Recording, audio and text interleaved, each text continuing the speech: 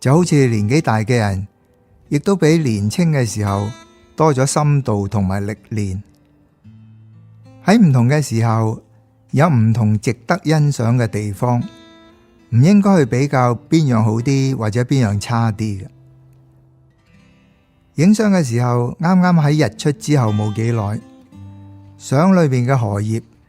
就好似喺舞台上面俾啲燈光照射緊咁樣，感覺係從容不迫，充滿自信。假如我哋能夠持續修行，